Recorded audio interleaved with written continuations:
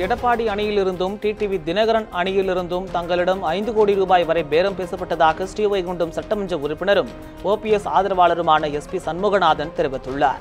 தூத்துக்குடியில் புதிய தொழிற்சங்கம் தொடக்க விழாவில் பங்கேற்று பேசிய அவர், தமிழகத்தில் நேர்மையான ஆட்சி நடைபெறவில்லை என நடிகர் கமலஹாசன் கூறியதில் தவறில்லை என்றும் அவர் தெரிவித்தார்.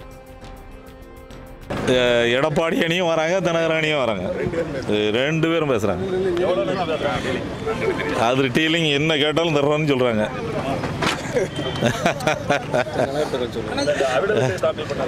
ஆமாம், அவுட் அவுட் வந்து நாம் வந்து ஓபிஎஸ் தலைமையில்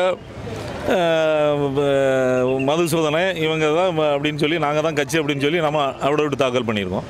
ஆனால் அவங்க எடப்பாடி எல்லாருமே சேர்ந்து அவுட் அவுட்டில் சசிகலா தான் பொதுச் செயலாளர், தினகரன் தான் துணை பொதுச் செயலாளர்னு அவுட் அவுட் தாக்கல் பண்ணியிருக்காங்க. அப்போ இதை வச்சுக்கிட்டு அவங்க நாடகம் தானே ஆடுறாங்க.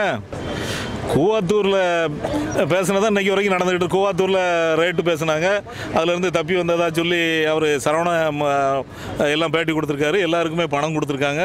பணம் கொடுத்ததுனால தான் 122 பேர் அங்கே நிற்கான். இதாக எங்கேனாலும் சொல்ல முடியும், சாட்சியாக கூடட்டும், இல்லை எதனாலும் கூடட்டும், நிரூபிக்க முடியாத அளவில் அவங்க கொடுத்துருக்காங்க. அவ்வளோதான்.